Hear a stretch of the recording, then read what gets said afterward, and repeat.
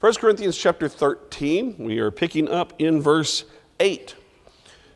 We've talked about now for several weeks how that 1 Corinthians 13 is known as the love chapter of the Bible, and we've seen that in developing both the original statement in contrast found in verses 1 through 3 of how, in comparison to the miraculous, that it doesn't matter if you have the miraculous, that and being able to do miracles, that without the right motivation in why you're doing all these things, it really is nothing. It amounts to nothing because it is not accomplishing what God is seeking to do. It needs to have the right motivation, the right heart, and reaching out to develop these relationships with people and see it in us for that to have the full impact that it needs to have in showing people the power of the gospel. Well, having stated that and then shown in verses 4 through 7 a description of what love looks like, what love does, and how it should be visible in our lives. So we noticed how in all these different situations, whether positive or negative, or whether or not we're just by ourselves or we're trying to interact and grow with other people, that love needs to be there as a motivation of getting us closer to people and showing them who we are and that we're reflecting the kind of character and desire that God has for us. Well, as we leave behind those descriptions, there's actually one more description that he gives as we enter into chapter 13 and verse 8. And it serves as the foundation for the remainder of the text of this chapter. And that is simply, love never fails. That is essentially what this last portion is about, that love never fails. And when you think about what he has just been saying about it, is he's transitioning from a description of how love behaves to a contrast, again, with the miraculous. He started with the miraculous and a contrast with love in verses 1 through 3. He then develops a better understanding of love in verses 4 through 7. So that now he's going to make another contrast in verses 8 through 13. And all of that to develop both an understanding of love itself, but also to understand and put the miraculous in its context. So he's doing both things simultaneously as he goes through this particular text. So when he says love never fails, he's anticipating where he's going to this because he's about to tell you that miracles fail. But what does it mean in this word, fail? The word is, does anyone have a different translation of that particular word? Because it's a fascinating word. End? Okay, they just skipped right to the significance and away from meaning there. Okay, love never ends, or it shouldn't. It shouldn't end, and that's kind of the point, is that real love is there for the long haul. This word, though, means falls out. It just falls off.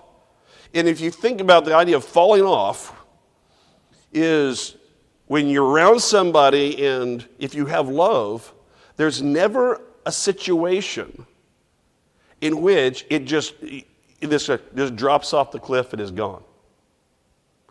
That love needs to be so consistent in this kind of love, so consistent and steady, described in what we saw in verses 4 through 7. And the last thing he's going to say is that it needs to be there as a character trait and motivation so that there's never any bump in the road, never anything that you run into, no obstacle, no kind of situation in which all of a sudden love just kind of disappears. And when he's putting this, remember in the Christian context, and he's addressing, if you go back to chapter 12, problems of division and turmoil. He's put this here to emphasize this is what's missing from you. Why are you having problems with division? Why are you not being able to get along with one another? Why are you competing on all these things? Why did you take something that was a gift to you, a spiritual thing and a miracle, and turn it into a negative? How did you do that? Because you didn't have love. And that love is the missing thing to make all these other things work out. John? Yes. Yeah, it just simply...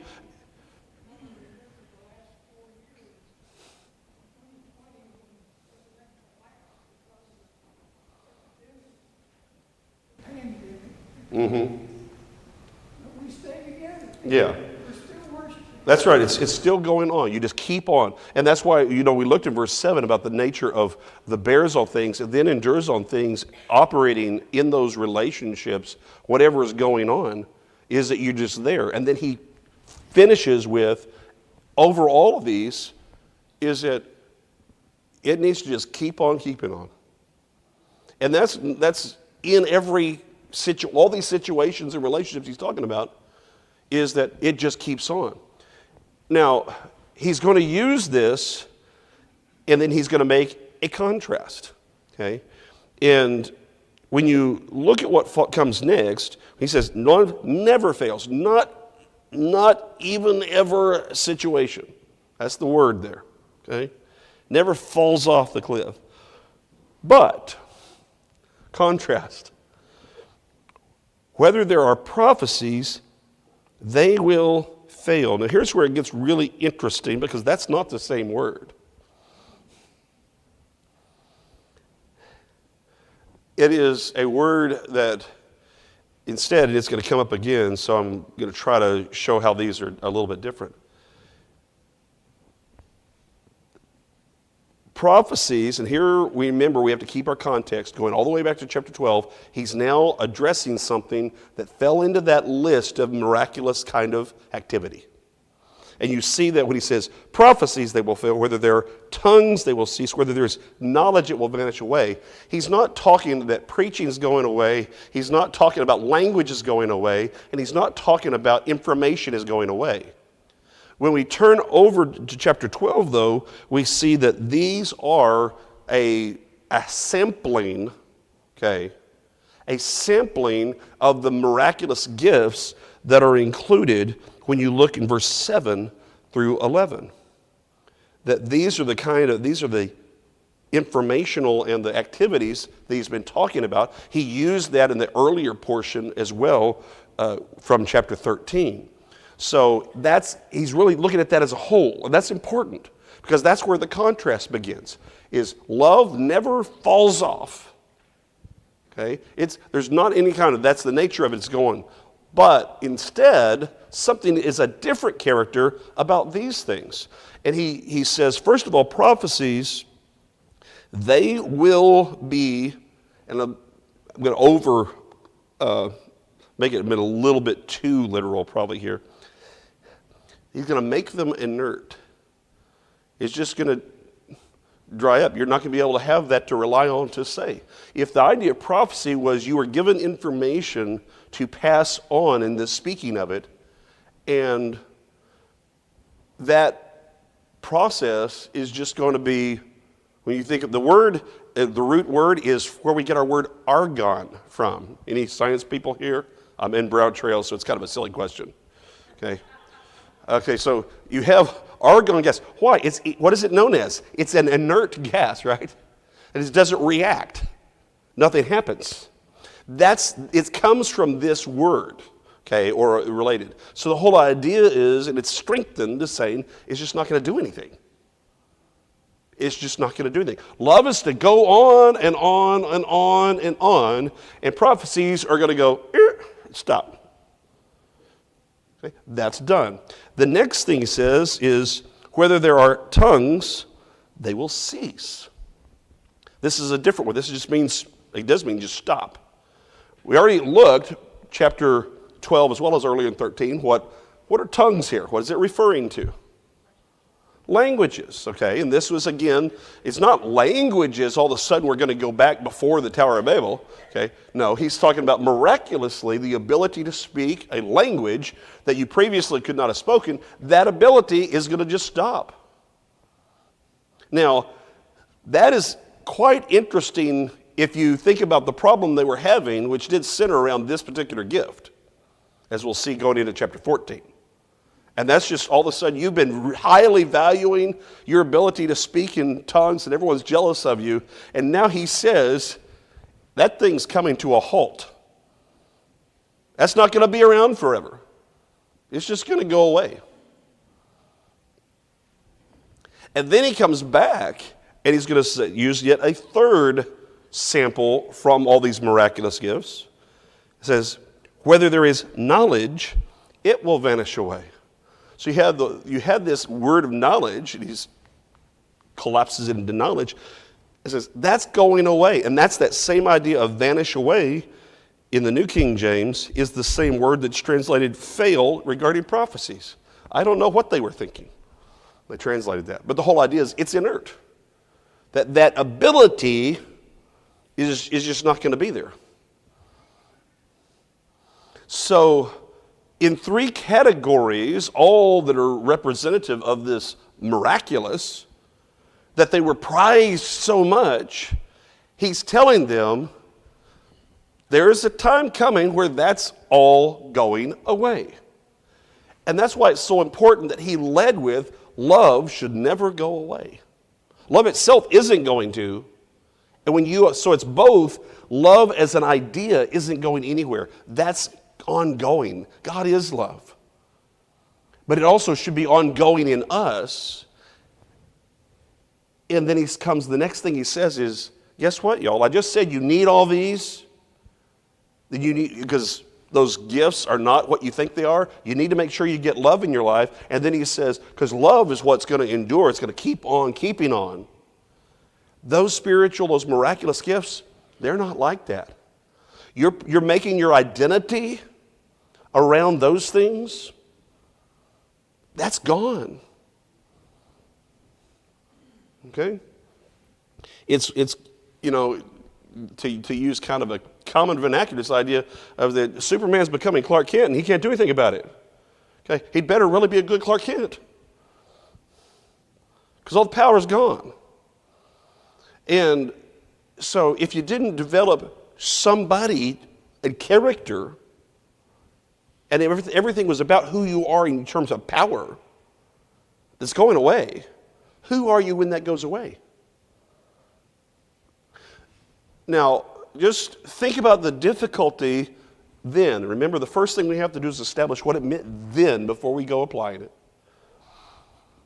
What for them and that kind of meaning, they're doing miraculous gifts. It's important for the formation of that congregation and its ongoing ability to learn. Paul's not there. It's important in order to reach out to people. And you're being told, though, that's going away. That'd be quite a blow, wouldn't it? I mean, it's only been, remember, here about 4 years that they've had this. It's about 4 years. And they're already being told, you need to prepare because it's going away. Why?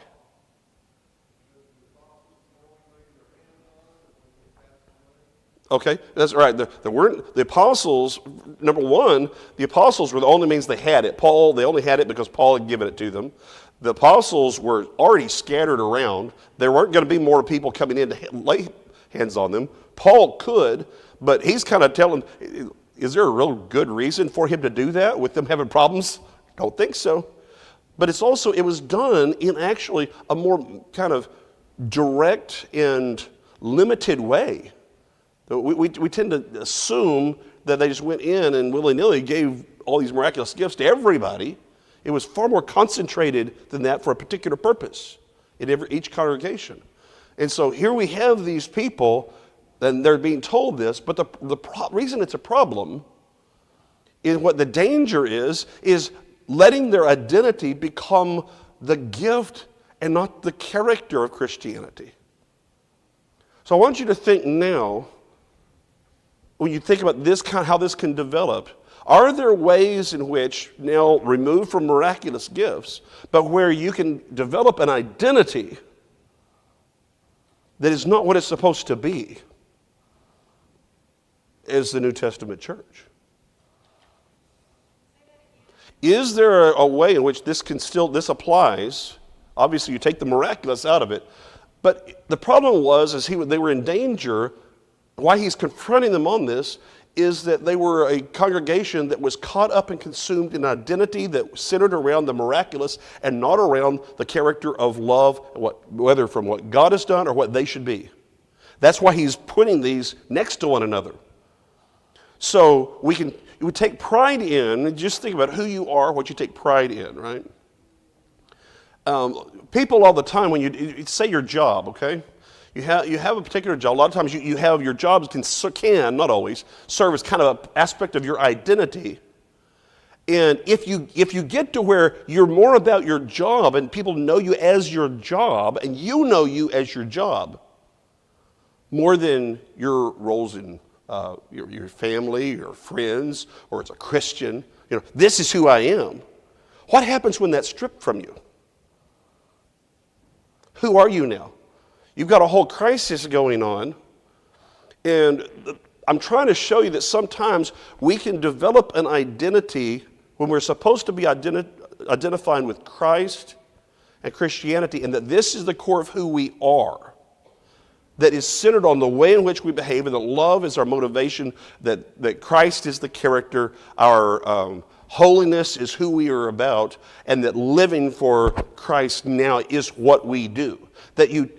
That when we let something else take over as identity, it becomes too strong, then we're already having trouble spiritually before a collapse comes. Because our identity is actually tied to the wrong thing, the top things at the list. And he's saying you've got the wrong things at the top of the list. You should have love at the top of the list. You should have your character at the top of the list. You should have who Jesus is and what that is at the top of your list. And instead, you've got speaking in tongues, which was given to you, that is not some talent inherent, and it's going away. And in principle, now we'll get on to greater significance. When he starts talking about the nature of love, is you want to have and develop then who you are, when everything else is stripped away of who you are, what is going to endure forever? Because that should be the most important part of you. That's who you are in terms of your identity. And we can a lot of times build up a resume as an identity rather than Christian character as an identity. God's not going to accept your resume on Judgment Day as something in place of a life for him. Okay? That's what I'm talking about when I'm talking about identity. Tracy?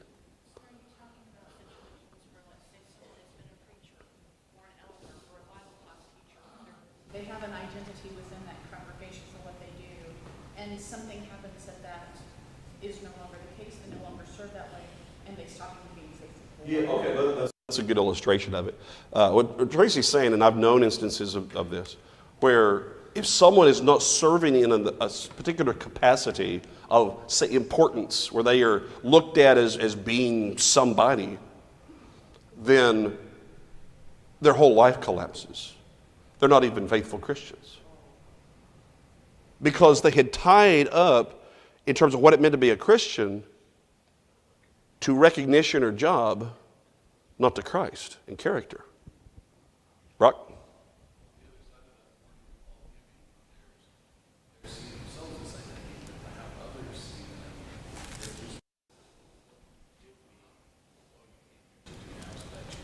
Yeah, the change in the dynamic. It's also true when you talk about what the nature of what can you get out of this, kind of a more of a transactional type of relationship, which love is not part of.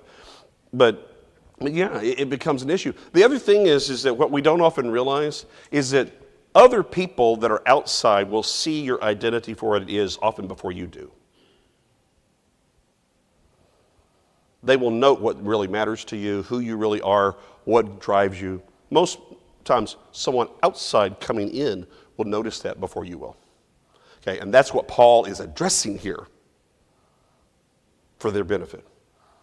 So, I don't know about y'all, but sometimes being raised in the church, come to church on Sunday, come to church on Wednesday, and you check those boxes. But do you really exhibit that person to your neighbors or to the people you come in contact with at the grocery store or whatever? Are you just checking that box, or do you have love for those people?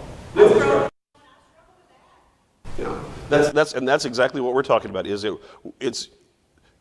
doesn't matter what it is that you're creating as being. I am a church-going person. Okay, that's not the same as being a Christian living for Christ. Those are not the same thing. So we end up kind of saying, I check my boxes of what I do, I believe all the right things, and I've got my checklist covered.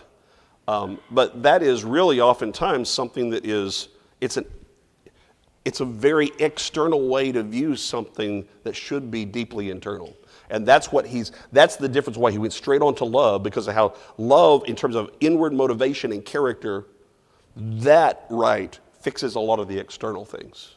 And a lot of times we try to just hint around at stuff on the outside that really needs to be solved deep on the inside through a challenge of what are we really thinking?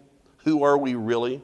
How much time have we actually given to this? How selfish are we being? All of those kind of things, and do a hard examination. That's never fun. And yet it's some of the most important stuff you'll ever do. So now he's going to build on this, okay? So there's the situation. And now he's going to explain. He says that's telling him, he's elaborating to say, okay, I'm going to say more about this. Verse 9, for we know in part and we prophesy in part. This is an explanation then, since it's tied together by that word, okay? Really, it's just but, so he's given an additional contrast. But he's stating, here's one of the reasons why this is going away, is its design. The design, notice what he says, we know in part and we prophesy in part. Now, the fact that he uses now verbs to talk about what he said nouns, he doesn't mention tongues here, but he does on either side of it. Prophecies, prophesy, knowledge, know. So he's talking about the same thing here in verse 9 that he just got through talking about in verse 8. We know, and we're going to see even later on how much tongues enter into this, but he is getting it down to there and saying that's just done. He says right now it's literally out of part. Out of part. It's just, it's not a complete idea. It's not something that is holistic in what it offers. So it's very similar in way to the writer of Hebrews' argument about why even the law, by the nature of the law and the sacrificial system, it kept having to happen. It's saying it's implied it's not good enough. And by the nature of these being in part, meaning you get a little bit here, a little bit there, it's telling you, by the very nature of it, that it's not the whole thing. None of these people had everything. They had to get together, like share information. And it's just done in these pieces. And he's saying, that ought to tell you something. Okay? It's designed then with an idea of being all these different parts to be ultimately something that is going to go away. It's temporary. It's temporary by design. And that's what he's trying to show them in verse 9. So then you get to verse 10. And this is the one that usually creates problems for people. But when that which is perfect has come, then that which is in part will be done away. All right, so contextually, what do we first need to do? We see what do they have that connect them with one another. We say, but once more, he's got another connective here, just slight contrast going on about what was just said. And then it says in here, you still have the in part.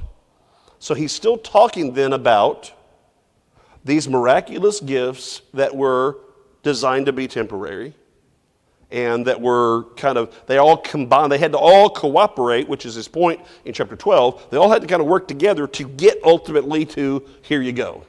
Okay, so they got all of this.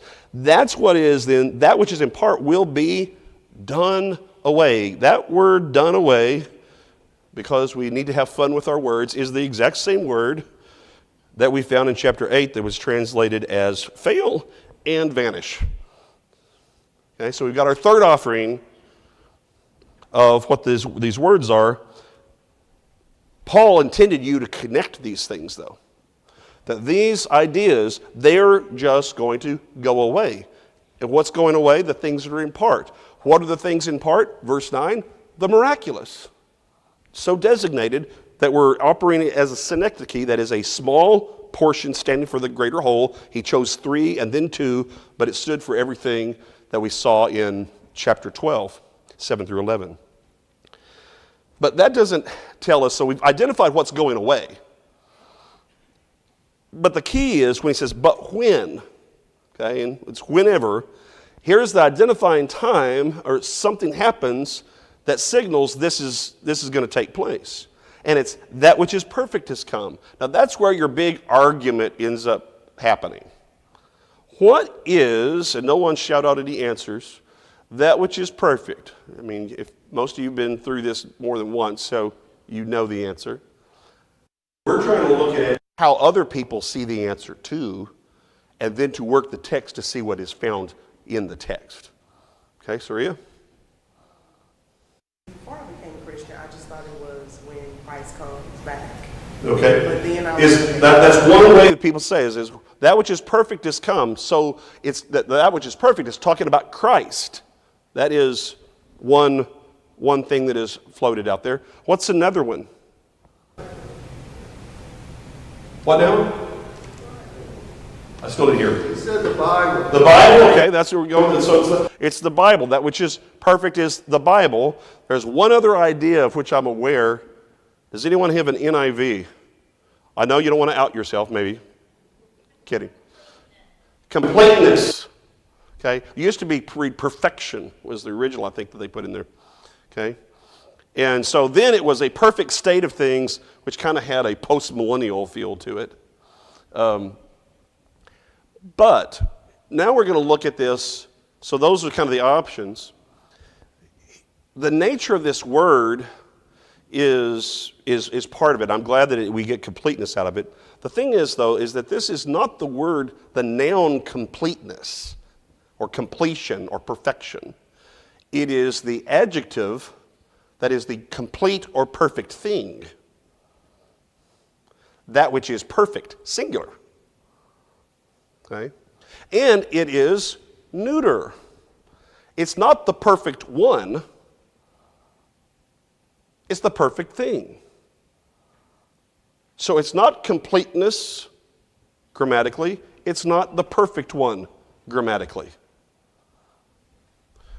The other thing, though, is we look at this and we see another principle of interpretation, which we've already been using throughout this chapter, and it's comparison and contrast. He's been doing a comparison and contrast. He did that in verses 1 through 3 with looking around and sort of the love and the miraculous and going back and forth with that. Then he talked about the love, and then he talks about love, and he makes this, he's comparing now, as we'll see all the way through 13, he's making a contrast with love. So you say, well, maybe it's love. Well, the problem is love is already there. So love is already there and needed to be there, so it can't be something that's still to come. So it has to be then something, but now we put our contrast back on. This is the complete thing. What's the context here talking about? How did it describe these things? Just look at verse 9 and verse 10. In part, and then in part. The end. So the direct contrast in verse 10 is that which is complete, the complete thing, with the thing that's in part. We know that the thing in part is a reference to the miraculous gifts. So the contrast is between that which is perfect being that something that is complete, of which the miraculous are something that is only in part, apportioned. And that's all the information, that's important, and I know it's a little bit technical, but it's really important when we try to explain this of why it's not talking about Jesus. Okay, and that's important. That informs us for the rest of the chapter as well. It's not talking about Jesus. It's not talking about the end. It's not judgment. Okay, it's not talking about those kind of things. It's not even, the word also denotes maturity. Okay, but again, here we come in and let's apply that. What then is the mature form of the miraculous? Okay. He's actually going to develop this more in chapter 14, but we already have enough information from chapter 12. What was the point of all of those miracles that we went over in chapter 12, the early part? What was the point of them? To provide the word and confirm the word. That was designated already in chapter 12, Tom.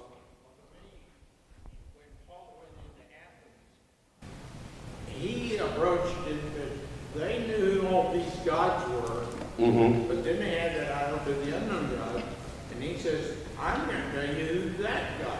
Right. So it was, to me, it was knowledge of spiritual things. Yeah, well, you have to, that would be outside context that we confirm this. We need to stay, though, with the context right here to make sure we get it right. But it certainly applies that way. Because what we have ultimately is you have these things that are going to go away. You know what we didn't think about? The ensuing panic that should cause in the Lord's church early on. You have everything you know about receiving the gospel and relaying the gospel and teaching the gospel in the first century is directly tied to miracles. And now Paul just said, that's going away. So that's right. It's an essential, everything, the message of the gospel is central to everything about Christianity. It's a heard and believed and obeyed religion. Romans chapter 10, right? So you have to have the message. So if the means of getting the message is going away, then it has to be replaced by something that's also going to give the message. Okay, that's the third thing. So linguistically, contextually, and practically, everything here points to, he's talking about the scriptures being written and completed, and that once that was done, there would be no miracles, and there'd be no need for miracles because everything the miracles did, the word would do. Now, let's add another layer on here about history. Guess what was the big problem that happened after John put down his pen, finished writing Revelation, and then died? What is the first big problem the church faces? Dispersing the word. Well, what is authoritative? What do we trust? How do we stay unified? Because we don't have apostles anymore to point that out or correct us on thing. There had to be a means left to provide that. And that was a real crisis moment. And it was one of the reasons why Ignatius was, and this is actually historically telling, and this is early 2nd century, going around and when he was going on the way to martyrdom, advising everyone that they needed to unite around one elder in a congregation. He had to tell them that because that was not previous practice in the first century. Why? We need unity. And they still hadn't had everything was written. There were collections, but not everything being put all together. There were collections by that time of Paul's whole works. All these things have been written, they're putting them together, but it hasn't come together into one book. And so they're having to figure those things out as they go. It's been provided, but the means of understanding things, the authority, the spiritual authority, that was a big struggle. Why was that a struggle? Because they no longer had any miraculous means of knowing. If they'd had miraculous means of knowing, then that shouldn't have been an issue in the early 2nd century. Would never have been an issue. But it was most specifically and historically an issue, and the time frame lines up exactly with after John's death. Now, most likely, the miracles were already going out because the apostles have been dead now for, other than John, for decades, dispersed or dead. No one then, as Paco pointed out, to lay hands on anybody. So that original effort of laying hands on people, those people are now older, but his point there was he's warning them that there wasn't some guarantee that they had those for life. We tend to think they did. There was no guarantee given that the miraculous was something they held on to for life. They had them until the purpose, everything else was in place, which was to get what would replace them. And so this is one of those things where we think about, we don't actually think through the full. David, you have something?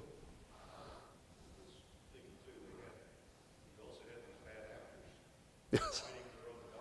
Oh, yes.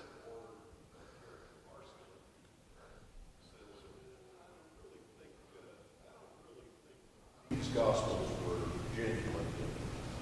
Yes, that's what forced the issue. That's right. Okay, that's good. What David is taking us to is kind of where this led in terms of church history to where there were objections to something written, and therefore you had to start coming up with lists. And the early ones are Marcion's lists. He was considered a heretic because he pretty much tried to cut everybody out except for what he liked. Then you have the Muratonian canon would be the secondary list. What it was coming down and saying, no, that's from and certain ones were tougher because they weren't as well understood. Or they had to, it's the whole idea of, I'm trying to look out, I already established that y'all are a science crowd, right? And now I'm going to talk about art, and I feel maybe I need to go elsewhere. Okay, but are you familiar, anybody have an art collector here? I've always wanted to ask that question. Yeah, what kind of, okay, not dogs at poker.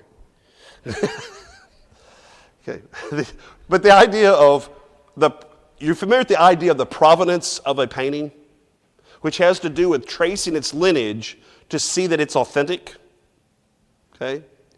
That was a type of what the church had to do in the early 2nd century and throughout the 2nd century to establish these are authentically inspired works.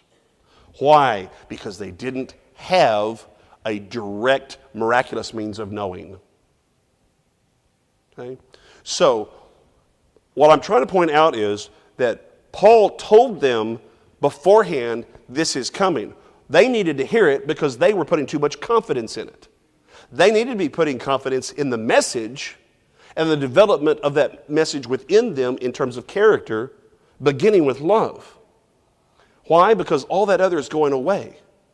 That is what we see then given here, but we also see that confirmed in the nature of history. Okay? I once made that point about Ignatius in a master's seminar, a history seminar. You should have seen the look on everyone's faces. The part about the fact that it implies that there were originally multiple bishops. And for some of those people, that was real news. Okay? but they understood the argument historically. Okay? So the value of understanding the biblical arguments on one side and the historical arguments on the other, and then understanding what its purpose is of why this mattered so much. That's all going to go away. Now, we don't have time to go into it. We'll pick up there next week. Well, no, we won't next week, in 2 weeks. But not my fault this time. Okay. And we'll finish this out of where he talks about in the rest of the chapter about the why and to get a perspective on all this.